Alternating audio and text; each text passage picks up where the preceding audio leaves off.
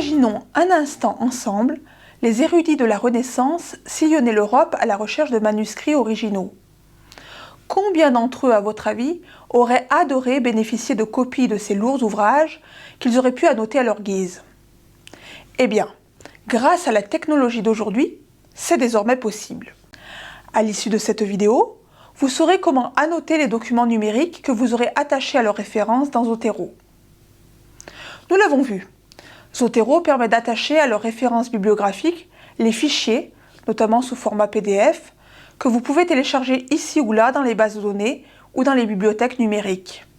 Cela permet d'optimiser leur rangement et de faciliter leur réutilisation. Mais en plus, Zotero permet d'annoter ces documents et d'en conserver les traces. Allez, on vous montre. Retournons dans notre collection Études Guyane et sélectionnons une référence bibliographique d'articles de revue à laquelle nous avons préalablement rattaché un fichier PDF. Double-cliquons sur ce dernier. Une fenêtre s'ouvre dans Zotero. Il s'agit du texte intégral du document en question que nous allons pouvoir annoter et commenter. À l'aide de ce premier onglet, nous pouvons surligner dans le document les passages que nous pensons importants.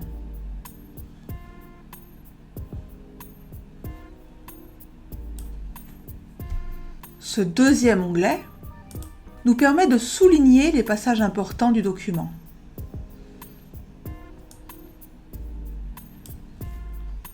Les passages ainsi repérés sont mis en exergue sur la partie de gauche que l'on peut ouvrir en cliquant sur l'icône représentant un livre ouvert.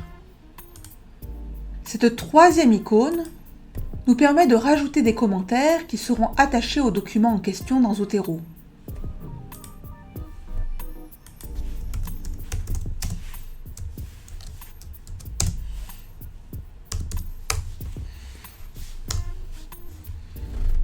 La quatrième icône permet d'ajouter du texte sur le fichier. La cinquième icône permet de réaliser de petites captures d'écran du document.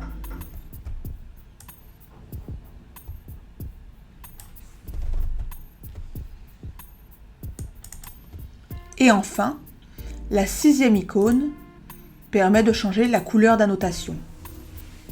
Ces annotations seront conservées même après fermeture du document dans votre Zotero Standalone et également sur votre compte Zotero en ligne si vous avez activé la synchronisation.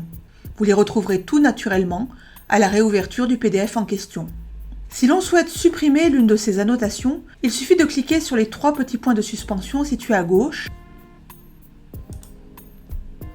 puis de cliquer sur Supprimer.